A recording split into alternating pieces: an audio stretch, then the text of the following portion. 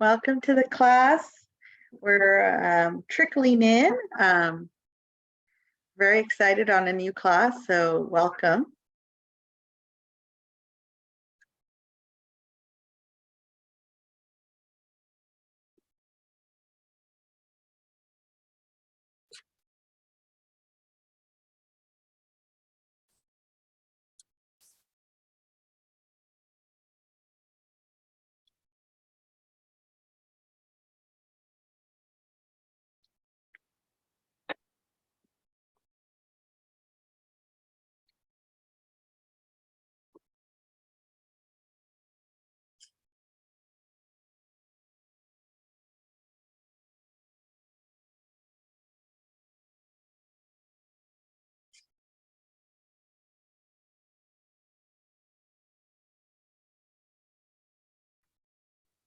Hi, everybody. Welcome to the class. We'll start in a little while.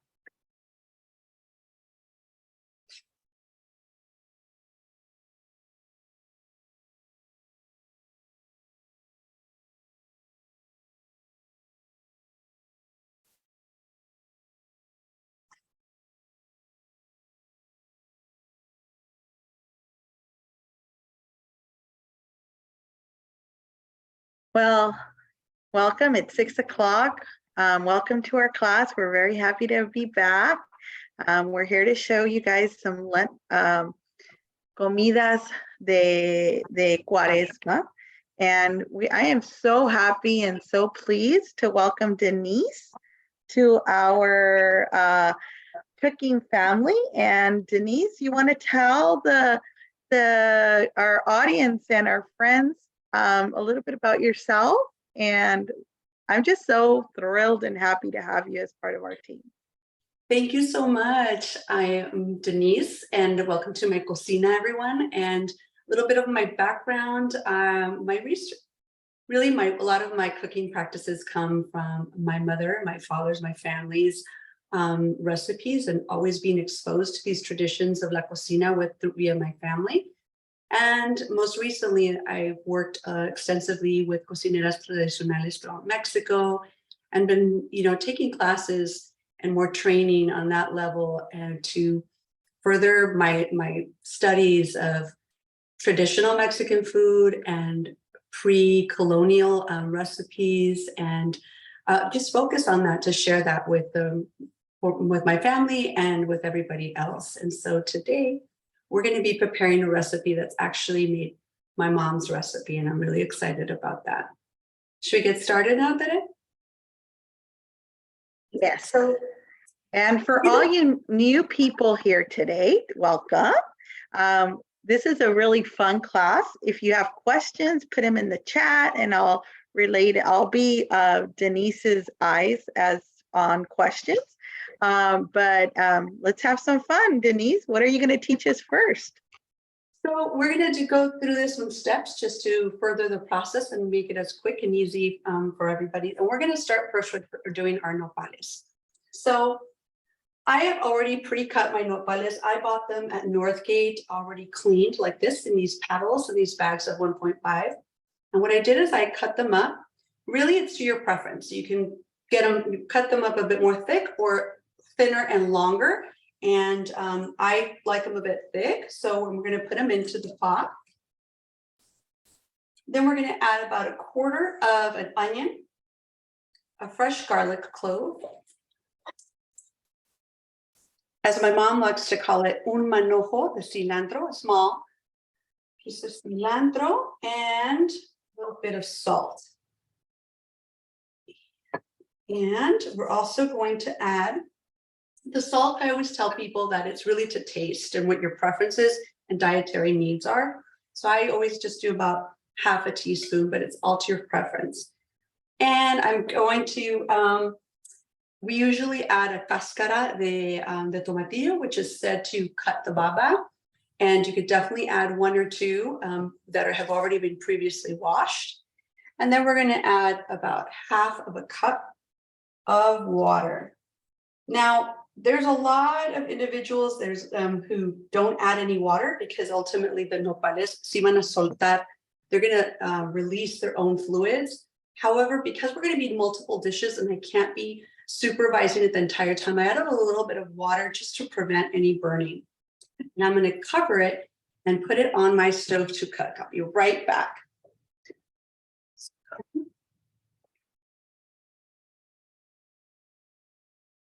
And sorry about that. We're working with the new kitchen, so I wasn't as familiar with where I was supposed to turn it on. So we have that on the stove, and it takes about 20 to 25 minutes. And of course, you should always still take a look and supervise it, but it should be okay. The next thing that we're going to start working on is our mole. It's a multi-step process, but we're going to shortly interrupt that to make our tortitas. But we want to get that mole started. And the first thing that we're going to do is we're going to get a pot and we're going to add 2 cups of water.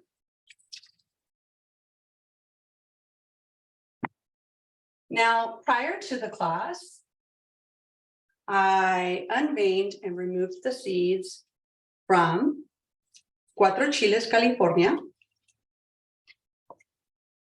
and from 2 Chiles Pasilla. I'm also going to add 6 Tomatillos Milperos. Now, Tomatillos Milperos are a bit smaller. You'll recognize them. They're either tagged down in the store, but they'll also have like a bit of a purple streak. They're a bit sweeter than the traditional larger tomatillo. So that's where we're going to use this one. I'm going to put all this together, and I'm going to put this to cook at medium heat on my stove. And let me actually switch this camera over very briefly so you guys can see my stove, how I'm positioning and ordering it. All right, so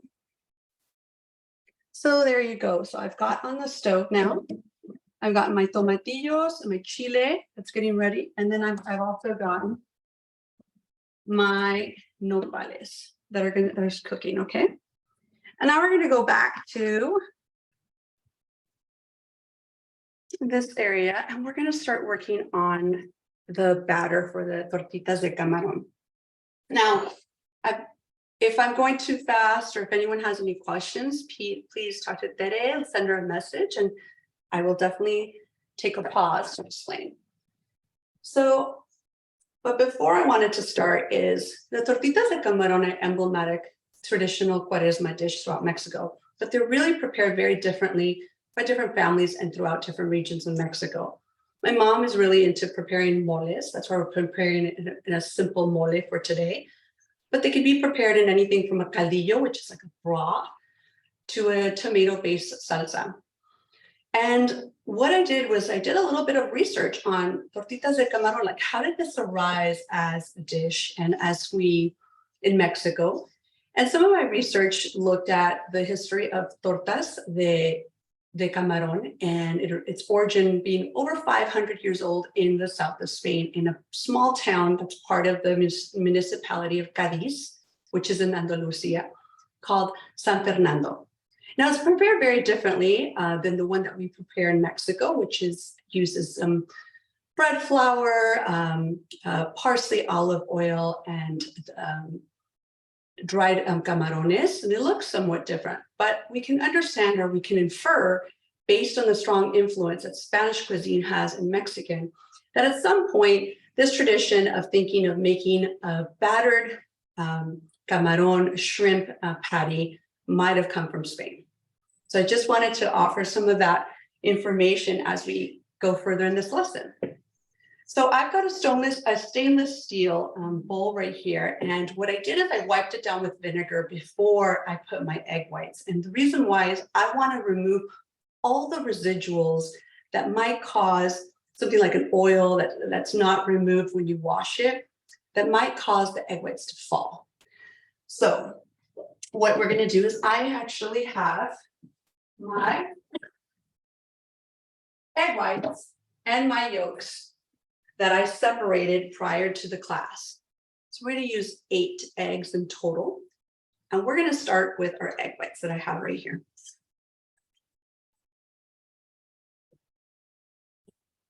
I'm gonna throw it in.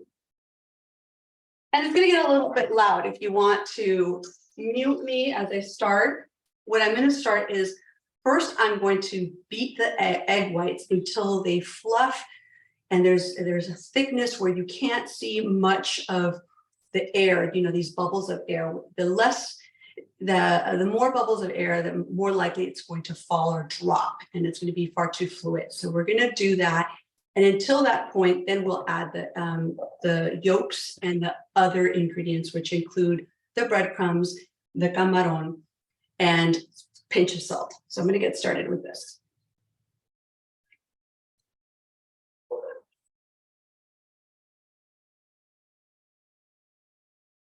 So there's a question. Is there a reason you refrigerate the egg whites? Is there a reason you refrigerate the egg whites? Oh, I just refrigerated them for sanitary reasons because I prepared them early in the day and the house was a bit warm. And I wanted to make sure there was no bacterial buildup or anything like that.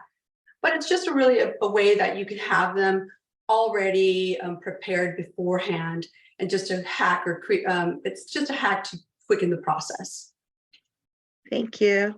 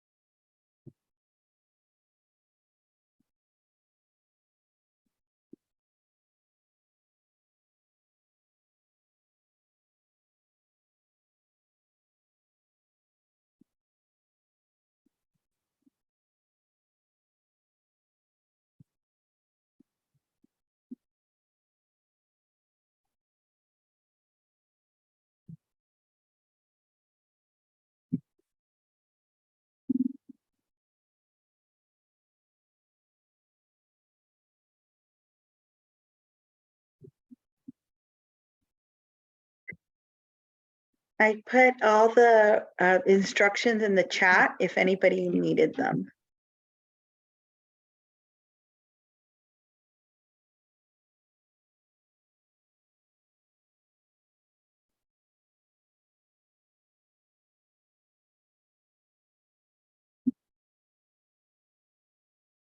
I was testing it. It's still not dense enough.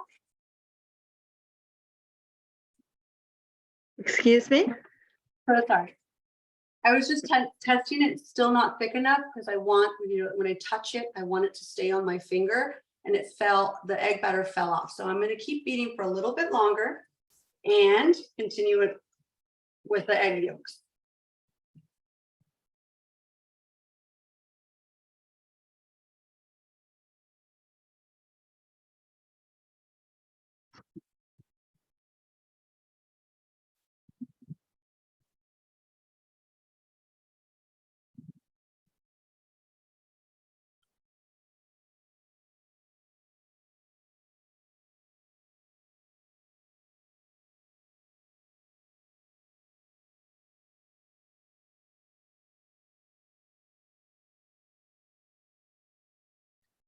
So we see it right here that it's really dense and creamy, almost as if when you're making whipped cream, and see how it doesn't move.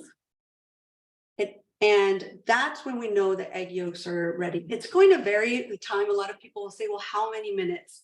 But this all depends on a couple of factors, and one being your mixer and how many speeds you want. For example, today I'm working with a much more powerful mixer that I usually work with. And so it did it a lot quicker than usual. But now I know I'm ready to continue, and I'm going to proceed by adding the egg yolks, the 2 tablespoons of Camarón, Molido, and the 4 tablespoons of the breadcrumbs. So I'm going to continue with that now. And I didn't do this prepared ahead of time because it drops. So I wanted to do it live on the class for people to follow along, and also to avoid having a batter that was too watery.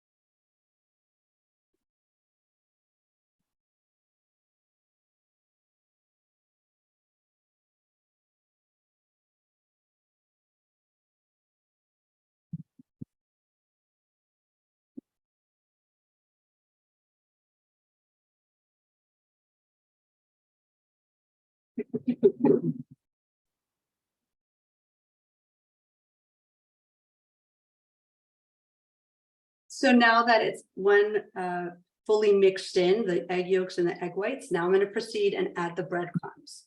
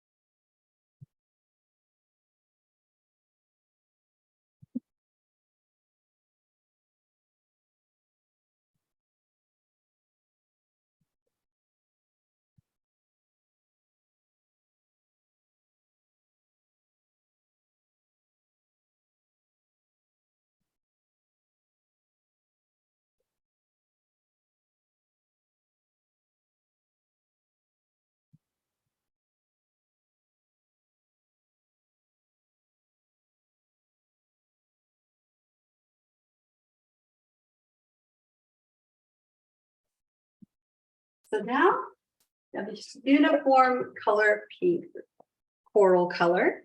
It does have a little bit of bubble, but it's okay. And we're going to take advantage of the substance, which is kind of thick, and we're going to start getting ready to fry. In the meantime, I'm going to move my camera slightly a bit over to the stove and get ready to start frying those patties. But before that, I want everybody to look back at your mole recipe if you have it on hand, and ask for some masa. It's about 1/4 cup of masa. You can buy it pre-made or make it on your own, but I bought it pre-made at Northgate Gonzalez Markets just to make this process easier. And what I'm going to do is, because I'm going to put it in the blender and I want to avoid any clumping, I'm going to put it to rest in about 1/2 cup of water. So it'll dilute easier once I am ready to start blending, okay? So give me a second to move over this camera.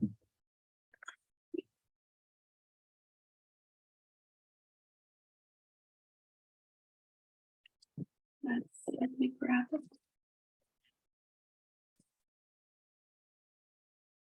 Okay. All right, so here on my stove, let's do a bit of a check while the oil heats up on this. And we have over here the chiles and the tomatillos. Now, what we wanted is we see that the chiles have softened, they've released their color, and the tomatillos have turned pretty much yellow. We're going to give it about a minute or so, and then we're going to turn off the fire and let them cool to prepare to put in the blender. And over here, we have our nopales. Check on them and mix them a little bit. And let me just turn up the fire just a little bit. It seems it's a little bit too low. And let's see where our oil is. And let's see. I'm going to test it in a little bit. We're going to give it a second. I'm going to test it with a little piece of masa.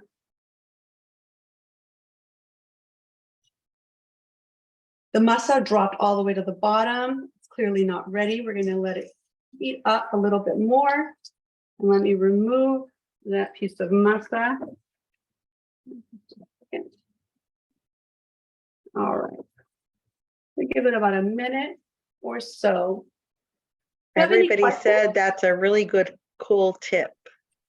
Who said that? One of the viewers said it was a really cool tip. Thank you. Yeah, some people have bread, but because I had a masa on hand, masa, tortilla, or a piece of bread will work. And over here, what I've done is I used one of the cookie, baking cooling racks, and I lined it with paper towels. And I have this ready so that once I receive the tortitas, I have them ready to remove any excess oil and let them cool a bit. So sometimes if I don't have the rack, I'll use a plate with some towel to absorb that excessive oil, whatever you have, but it's just something that I found useful, especially because it aerates it a little bit. And then over here, I have my other pan that's going to be ready to receive the mole and the tortitas and the nopales once they're all ready. So, sorry, let me give this oil another check. I'm gonna make my little bolita de masa. And let me see.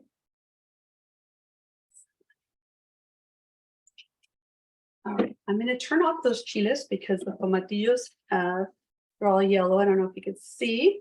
We turned off the fire and now I'm gonna test. Almost there, just a little bit longer. Remember, we want to make sure that our oil is prepared or hot enough before we start frying, because otherwise all it will do is it won't fry as evenly, but most importantly will absorb excess oil. And just another tip with the tortitas is that they fry really quickly. Unlike the chiles rellenos that will take sometimes up to 4 to 5 minutes per side. What'll happen with the tortitas is because it's such a light batter, I estimated observed from 1 to 2 minutes per side. And that is, I would say sometimes if the oil was hot enough, if the burner is pretty strong, to maximum a minute. So we're gonna start frying them once they're ready, but you have to be fully attentive during the whole process because they can burn fairly quickly. Okay. Now, to measure out, I use this spoon, which is a lot more deeper. Last time I made my tortitas, and they were just too large, because sometimes people ask me, well, which size of tortita do you use? So instead, what I recommend, sorry, my dining room is in the process of it's a little bit of a mess in the back. I use this one, which is not as deep. And I like this one better because I want to make my tortitas a little smaller and have more space for them to mold them into a uniform oval shape. So just a general recommendation, but anyone will work and it's just totally fine, whatever your preference. So we're going to start with the first one. Denise, there's a question. What is the best type of oil to use for making tortitas de camarón? So I need one that has a high frying point, a high heat point, and I use either a canola or a vegetable oil.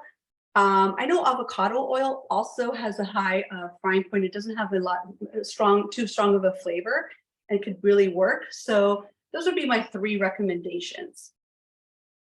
Thank you. Let me try to turn on the light here so you guys can see me better. And you can see the batter. So it does have a little bit of air in it, but there's still that it's dense, a lot more thicker, kind of like a wobbly jello. And we're gonna take our first spoonful. And I would say fill it like this. And we're gonna quickly drop it. It's okay if there's some little splatters that occur around it. You can always remove those. Put them to the side so they don't burn and in the frying pan as you proceed. So there's the first one, and I'm gonna just bring the camera down a little bit long. And we see right there, what I'm observing is on the sides, you probably can't see from the camera, I could see the bottom rim darkening to a brown, and the bubbles have come up. That's when I know it is ready for me to flip. See how it's almost ready to burn, and that wasn't even a minute. That means my oil is pretty hot, and I'm gonna only give this another minute. Not another minute, but just a couple more seconds. And we bring it out. See how it's fully cooked on both sides, and it's off to the drying rack. So let's repeat this process and observe it, because I know it's the most overwhelming. Someone asked me that the difficulty level of making this dish on a 1 to 10. And I explained to individuals that I would give it a 6.5 to a 7, not because of the rest of the recipe, because of the frying. Frying is something that takes a lot of practice, and something that I always tell people, don't give up on the first try.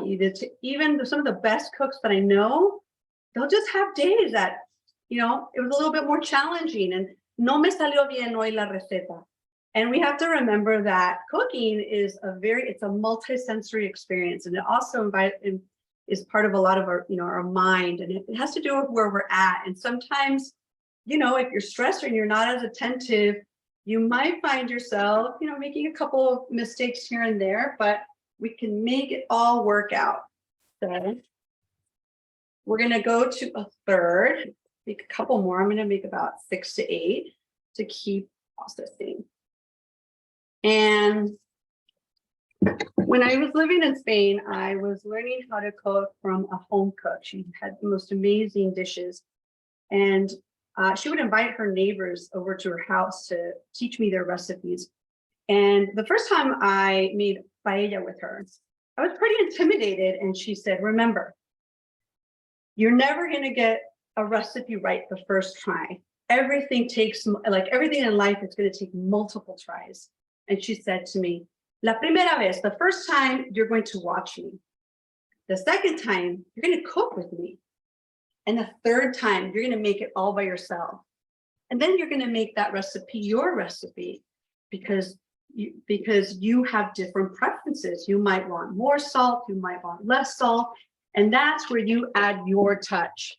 And so I would say that the learning process is a multi-step process. This recipe, the first time you try it, you might say, oh, no me salió, and then you'll want to get up, you'll want to give up. But just remember, with everything, it takes multiple tries. I'm going to bring down that heat a little bit. Sorry, I'm right here a little bit, because notice it's a little bit too high. And just a second, que no se me queme esta tortita. Y le voy a bajar. Sorry, these burners are strong. Okay, so we're going to go to the next one.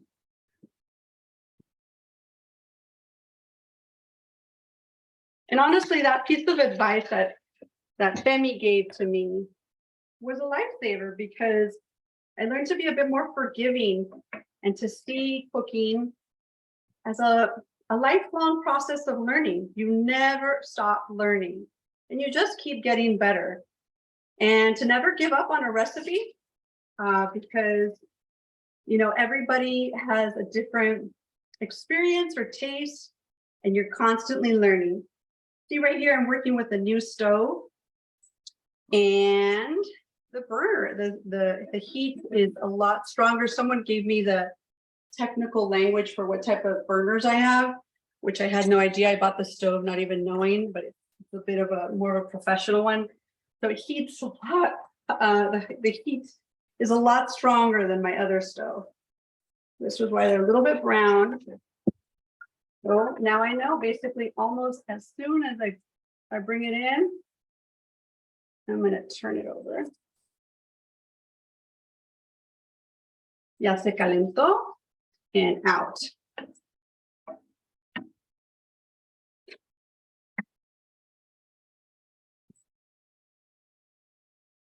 So does anyone in the audience, does a family prepare tortitas de camarón?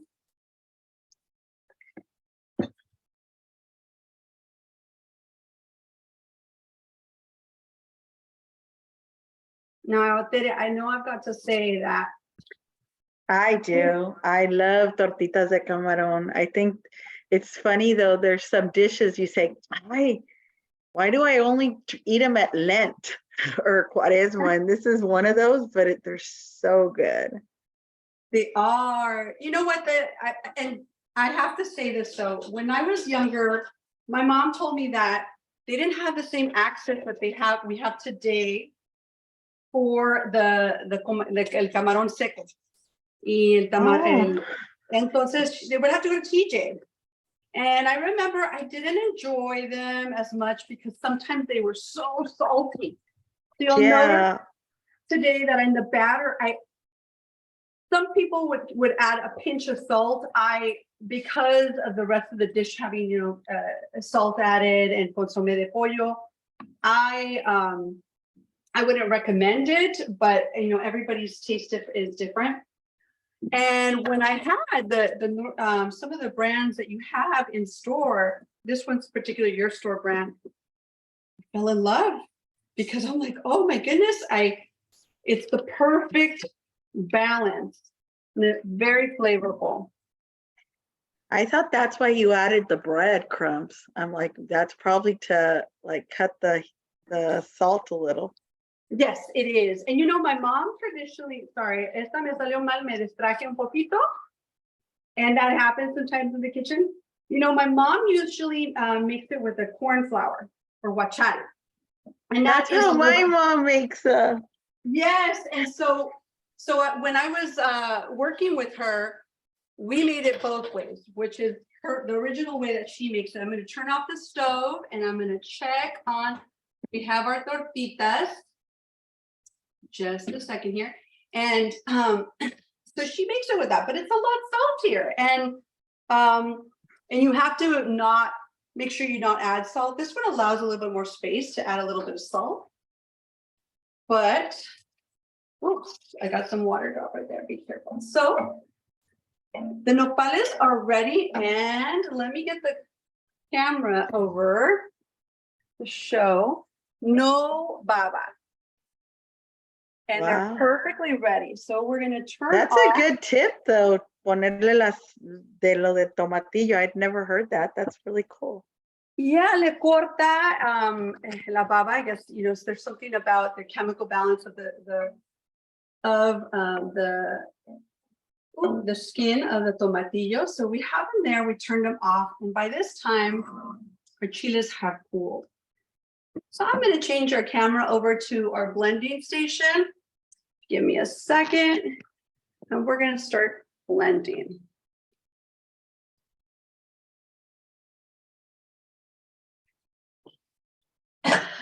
Sorry, I have residuals of a respiratory infection for a couple of weeks ago, and I still have a random cough that occurs.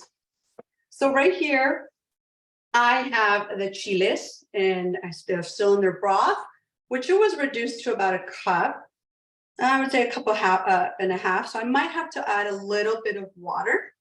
But first, I'm going to to check on that, what we're going to do is I am going to add them to the blender.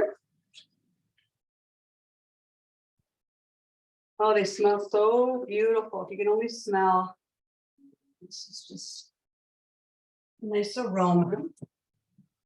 And now we're going to add one garlic clove, fresh, and we're going to add, I use the low sodium chicken bouillon. You could add whichever of your preference. We're going to add that. And then we're going to add, so you remember that masa? This is going to be our thickening agent. That is, you know, what will make it, the mole espesar, to thicken, but more heavier. Some people don't, they might prefer more of a salsa type of mixture, which you could always do it without. It's just going to be a lot more runnier and not have as dense of a texture. I'm so sorry, I'm lost for words. But it's also essentially what makes it in the mole. We're going to add it here. And now, because of the bouillon has low salt, I am going to do this to taste. I'm going to do about a teaspoon of salt right here.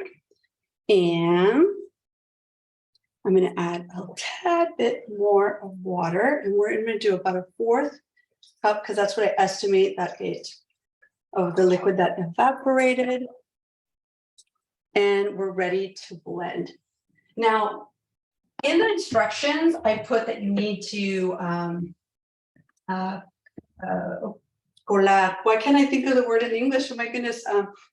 That you will strain the mixture, but it's not necessary. So today I used my stronger blender and I didn't have to. So if the consistency is fully even, you will not have to strain it.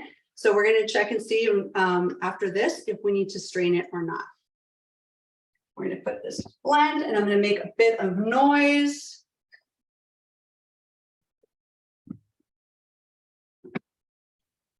Okay. I'm going to start it with low and then go high.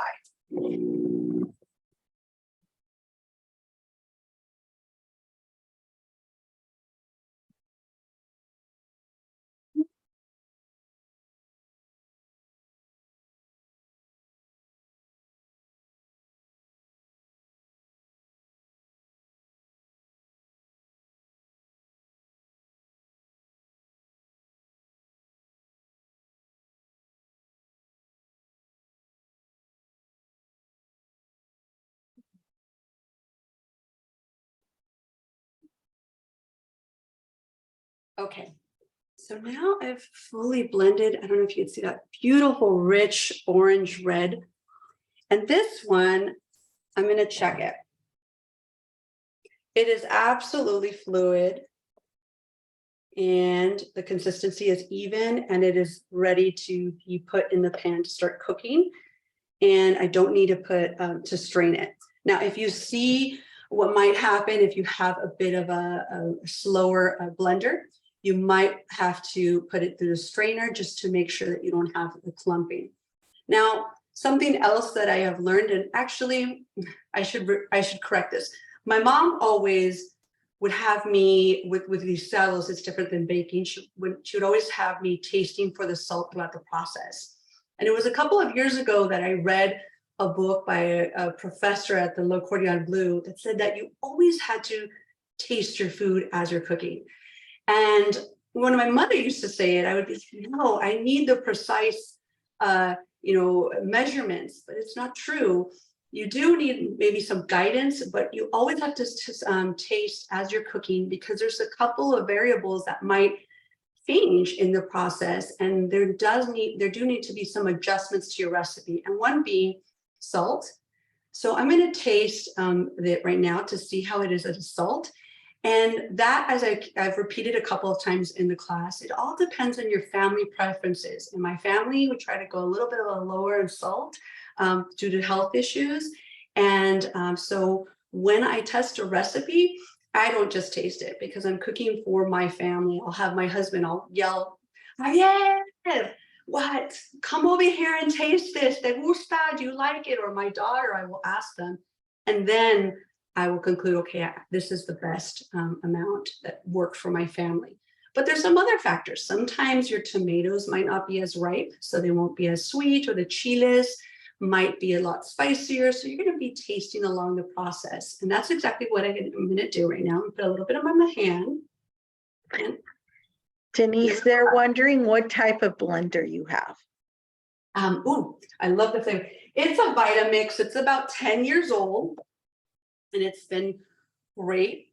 And, you know, but I've blended the mole even, and the other day I had to do the bullet, and it works just as well. So whatever you have, but just know there's a couple of hacks you'll have to do if you notice that your equipment is performing differently than the one I'm using right now for this class.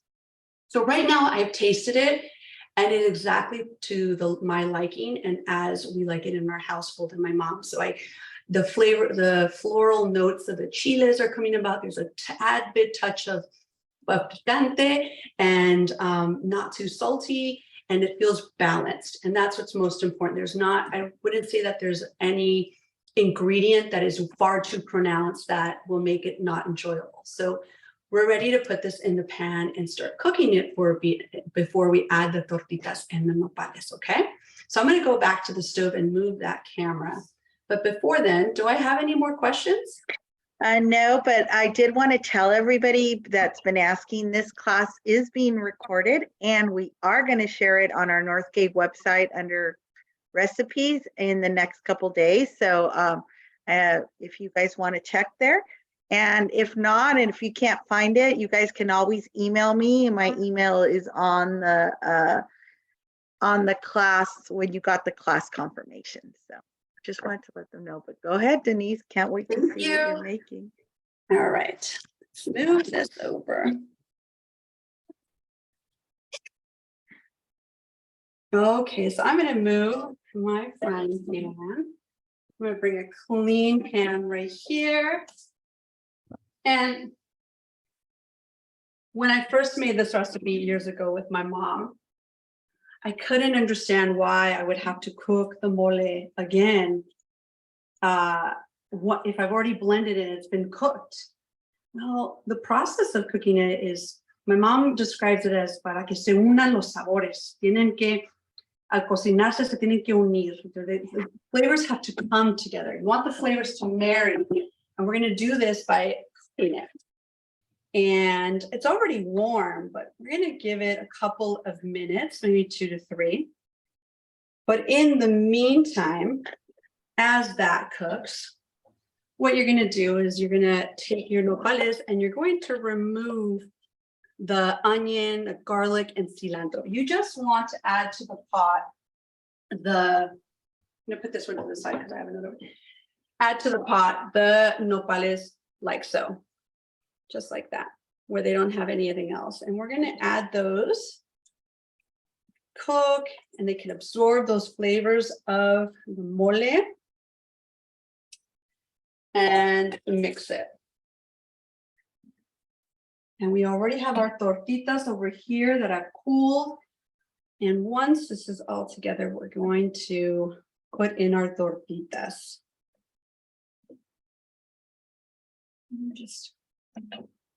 Now, I want to show you the difference of the burner you use. This is when we talk about, I think it's important to be honest about some of the experiences of cooking. Earlier today, this stove, this is actually the second time that I use it, has 6 burners. And I use the middle one in the afternoon, and my tortitas took a lot longer to cook. So these were taking like 5 minutes in total time. And you see how it's just very lightly brown. It's perfect, but there's a beautiful pink color. My little girl was like excited about the pink. She ate one just by itself because it was pink. Whereas using the more powerful burner, the side's a little bit more crunchier and it's darker. They're still edible. They still have a good flavor and they're nice and fluffy inside. But this is just a lesson, you know, when you're cooking, to get familiar with your stove. And this is something that a lot of people one time I went to Mexico and I was taking a cooking class, and the instructor was giving it in a kitchen that was not her, the kitchen she regularly uses. She's like, "Es que no es mi cocina, aquí todo, everything's misbehaving." And exactly, this misbehaving because, they haven't had this experience of working together, the cocinera and the kitchen. So, just being familiar with your equipment and the space is also really important. And that's what makes recipes vary. It's not just the ingredients, it's the process, it's the environment, it's the full experience that we always have to be mindful of. So I'm going to take a clean spoon, beginning to bubble, and it's thicker. Cool it a little bit to taste. Again. Perfect. All right, so now we're ready to add our tortitas. I'm going to mix them in. I'm going to use of both. Nice and fluffy. I'm going to let them sit so they can absorb the flavor, but also, as my mom said, because initially I was like, well, why don't we just pour the mole on top? She's like, no. When you put them in the tortitas in the mole, le da sabor al mole. Se va a juntar esa nor. So when you put them in, the tortitas, which have the camarón, are going to add flavor to the mole. So you do want to bring them in and have them cook, because they're going to give it that unique flavor that's going to distinguish this mole from traditional mole that you'd make, without the tortitas. And with that said, I've got to say that this mole, you can use it for other dishes. You can enjoy it with pollo. You can enjoy it with pork. You can make it, for even to pour over your chilaquiles or some tortilla chips. Really, what is going to make this flavor different is not the mole in itself, but the mole once you add the tortitas de camarón. Now, when that cooks, I am going to grab a plate and get ready to plate this.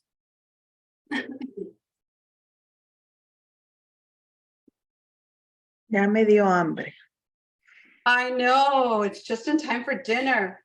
I was like, I called my niece and she needed help with some translating. And I was like, oh, come on over. I'll be done with the class and we'll have dinner ready for you once you're out of work. And I'm excited to share this meal. I just moved into this neighborhood and the neighbors have been coming to introduce themselves, which I am just so happy about. And I've been asking them, what are your dietary preferences? Tell me what you like. And I've been taking note. Dorothy across the street, she told me she doesn't really like the spicy too much, and I'm like, okay, so I'm gonna have some food for you. You're gonna come over. It's the best way to introduce myself and to get to know each other. Here is. You don't want to come live by my house? You could introduce yourself. Of course. I'm like, we all want you as a neighbor. Yes, but I was just very grateful to have all these new neighbors that are so welcoming, and they brought me flowers and cookies, and I thought, wow, neighbors in Los Angeles still do this. Sorry about that. I was adjusting. I'm gonna let it cool for a little bit, and see it's still steaming. Pero aquí está los nopalitos. While you're letting that cool, I want to thank you. It was an awesome class. Thank you for being part of our Northgate cooking class family. We look forward to continuing to cook with you. I know we have another class in a couple weeks, so I'm very excited. But for all of you guys that want to learn more about some Cuaresma classes, Nicole will be giving some classes next week. And I believe you have a class next week. And yes, so we have some classes next week. We're excited. We know that we wanted to bring these back to you. And I'm just excited about finishing up Lent, but then I'm more excited about May because it's going to be Mayo de Moles. So we're going to be learning how to make moles. So very excited and welcome to our family, Denise. Thank you. And I wanted to let everybody know that I love the most important, the most satisfying part of sharing my recipes is getting to know people and, you know, in exchange these ideas. So anyone have any questions, they can write me on my Instagram, send me a message. If they're cooking it and they have a concern or whatever they might have as a question, send it my way. And I'm definitely happy to answer any of your questions. And what's your Instagram handle for all those that don't know? Hecho, visto, comido. And so follow her and you get more partners. Thank you so much, everybody. Have a wonderful evening, everyone. Bye. Thank you. Enjoy. Thank you. Gracias. Bye-bye.